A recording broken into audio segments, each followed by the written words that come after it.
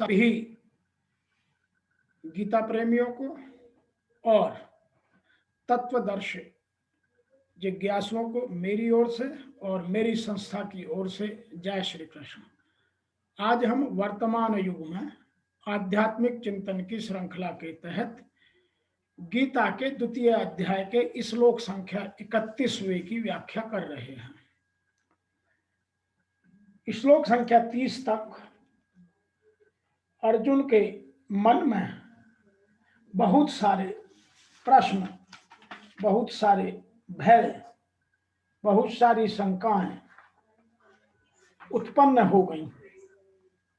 अर्जुन के मन में कुटुंबियों के मरने का शोक था और गुरुजनों को मारने के पाप का भय था। अर्थात यहाँ कुटुंबियों का वियोग हो जाएगा तो उसके अभाव में दुख भोगना पड़ेगा, यह शोक था। और परलोक में पाप के कारण नरक आदि का दुख भोगना पड़ेगा, यह भय था। अर्थात अर्जुन के मन में भय और दुख दोनों का भाव था।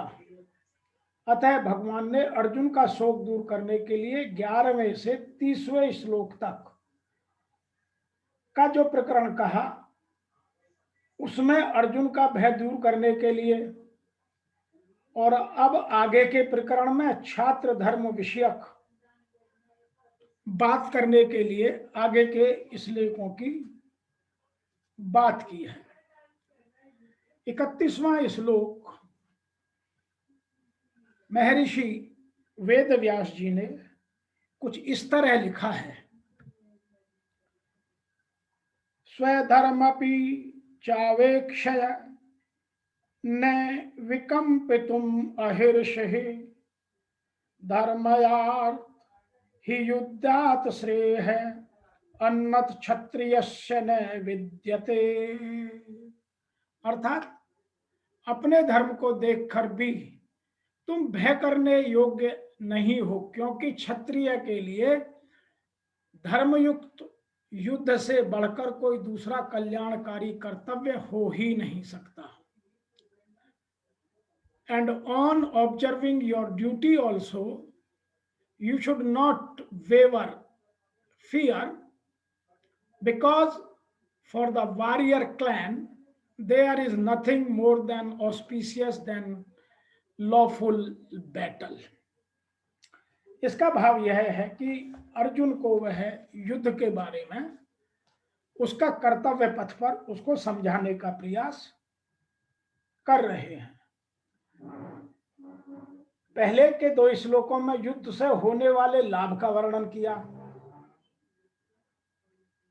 जैसे यह स्वयं परमात्मा का अंश है। जब यह शरीर तथा तदात्म कर लेता है तब वह स्वयं को अर्थात अपने आप को जो कुछ मानता है उसका कर्तव्य स्वधर्म कहलाता है।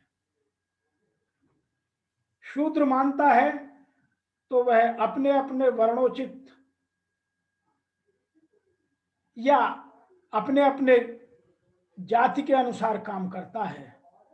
जैसे कोई अपने आप को ब्राह्मण, कोई अपने आप को क्षत्रिय, कोई वैश्य अथवा कोई शूद्र मानता है, तो वह सभी अपने अपने वर्णोचित कर्तव्यों का पालन करना उसका स्वधर्म है।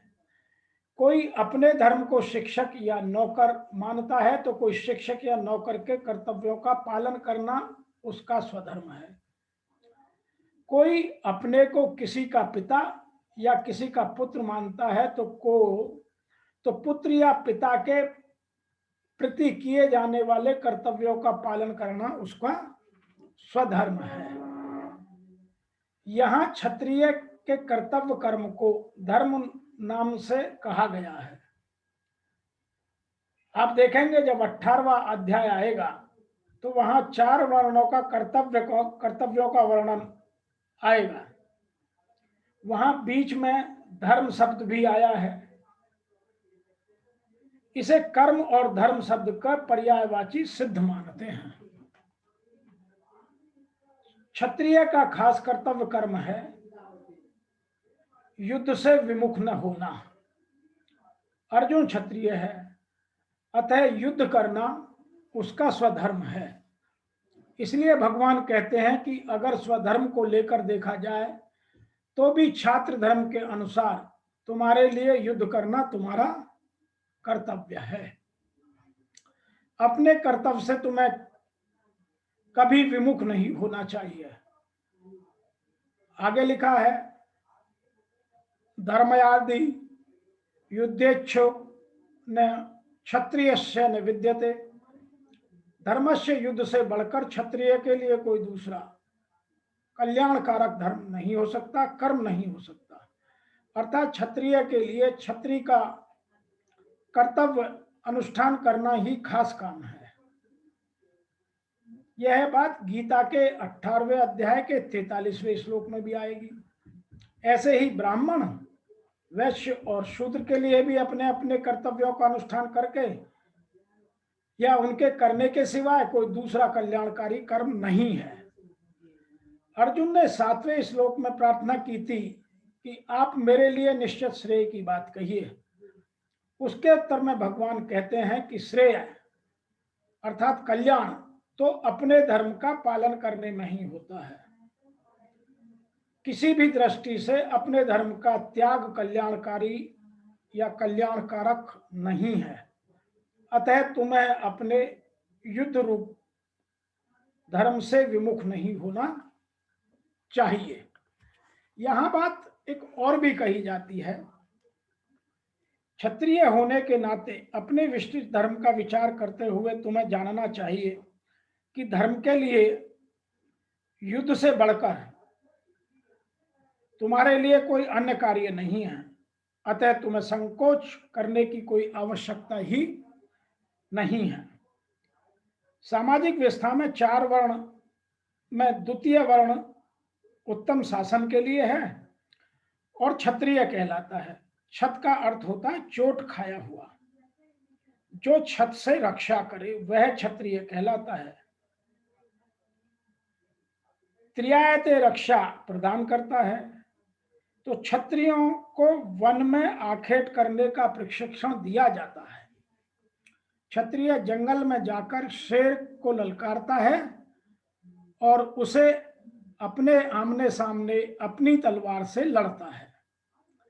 शेर की मृत्यु होने पर उसका राजसी ढंग से संतुष्टि की जाती है। आज भी बहुत सारे क्षत्रिय इस प्रथा का पालन करते हैं। क्षत्रियों को विशेष रूप से ललकारने तथा मारने की शिक्षा दी जाती है, क्योंकि कभी कभी धार्मिक हिंसा अनिवार्य होती है। इसलिए क्षत्रियों को सीधे संन्याश्रम ग्रहण करने का विधान नहीं है। राजनीति में अहिंसा कूटनीति चाल हो सकती है, किंतु यह कभी भी कारण या सिद्धांत नहीं रही है। इस तरह का वर्णन हमारी धार्मिक संहिताओं में भी मिलता है। आहावेशु मिथ्यो नान्ययम सिंहासंतो महीक्षितम युध्यमाना है परम शक्त्या स्वार्गयंताचार मुखा यज्ञेषु पशुवे ब्राह्मण हयन्ते शतन्ते द्विज संस्कृता किल मैत्र वैश्य ते अपि स्वर्गामुपन्य। युद्ध में विरोधी ईर्ष्यालु राजा से संघर्ष करते हुए मरने वाले राजा या क्षत्रिय को मृत्यु के अनंतर वे ही उच्च लोक प्राप्त होते हैं, जिनकी प्राप्ति यज्ञ या यज्ञाग्नि में मारे गए पशुओं की होती है। अतः धर्म के लिए युद्ध भूमि में वध करना यह याज्ञिक अग्नि के समान है, क्योंकि इसमें निहित धर्म के कारण प्रत्येक व्यक्ति को लाभ पहुंचता है और यज्ञ में बलि दिए जाने वाले पशु को एक स्वरूप से दूसरे में बिना विकास प्रक्रिया के तुरंत मनुष्य का शरीर प्राप्त हो जाता है। इसी तरह युद्ध भूमि में मारे गए क्षत्रिय यज्ञ संपन्न करने वाले ब्राह्मणों को प्राप्त होने वाले स्वर्गलोक प्राप्त हो जाते हैं। स्वधर्म दो प्रकार का होता है। जब तक मनुष्य मुक्त नहीं हो जाता तब तक वह मुक्ति प्राप्त करने के लिए धर्म के अनुसार शरीर विशेष के कर्तव्य करने होते हैं, और जब वह मुक्त हो जाता है तो उसका विशेष कर्तव्य या स्वधर्म आध्यात्मिक हो जाता है और देह आत्मबुद्धि में नहीं रहता है। जब तक देहात्म बुद्धि है तब तक ब्राह्मणों तथा क्षत्रियों के लिए स्वधर्म पालन करना आवश्यक होता है। स्वधर्म का विधान भगवान द्वारा होता है, जिसका स्पष्टीकरण चतुर्थ अध्याय में किया जाएगा। शारीरिक स्तर पर स्वधर्म को वर्णाश्रम धर्म या आध्यात्मिक बोध का प्रथम सोपान कहते हैं।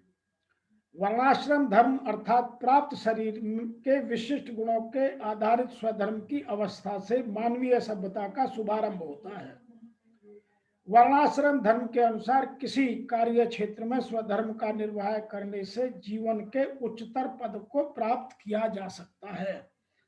अतः अर्जुन, तुम्हें युद्ध करना आवश्यक है। 31वें श्लोक में वह अर्जुन को युद्ध करने के लिए उद्यत कर रहे हैं और उसके स्वधर्म का पालन उसे समझा रहे हैं। मैं यहाँ एक बात और भी बताना चाहता हूं कि यदि आप देखें, महाभारत में एक चरित्र हुआ है अश्वत्थामा। उसने अपने धर्म का पालन न करते हुए क्षत्रिय धर्म का पालन किया। वह ब्राह्मण था, उसे ब्राह्मण धर्म का पालन करना था, और उसने ब्राह्मण धर्म का पालन न करके क्षत्रिय धर्म का पालन किया, तो वह दूसरे का धर्म हुआ, वह स्वधर्म नहीं था। अतः भगवान श्री कृष्ण ने उसे अभी तक, ऐसा कहा जाता है कि अश्वत्थामा अमर है, उसे अभी तक मुक्ति नहीं मिली है, और वह अपनी मस्तक में से निकली हुई मणि की जगह जो घाव है उसको ठीक करने के लिए अभी भी दुनिया में इधर से उधर भटकता रहता है। अतः अपने धर्म का पालन करना अत्यंत आवश्यक है और दूसरे का धर्म का पालन गलत है। यह हमें जानना समझना बहुत आवश्यक है। आज वर्तमान में हो क्या रहा है कि हम अपना धर्म तो पालन करते नहीं है, दूसरे को धर्म की बात सिखाते रहते हैं और दूसरे के धर्म में घुस करके उस धर्म का पालन करने की हम कोशिश करते हैं। अतः हमें आज भगवान श्री कृष्ण द्वारा अर्जुन को बताए गए स्वधर्म को समझकर अपने अपने स्वधर्म स्थापित कर उनका पालन करने के लिए यथा योग्य प्रयास कर उन्हें अपने जीवन में प्राप्त करना चाहिए। यही शिक्षा हमें गीता के 2 अध्याय के श्लोक संख्या 31 से मिलती है।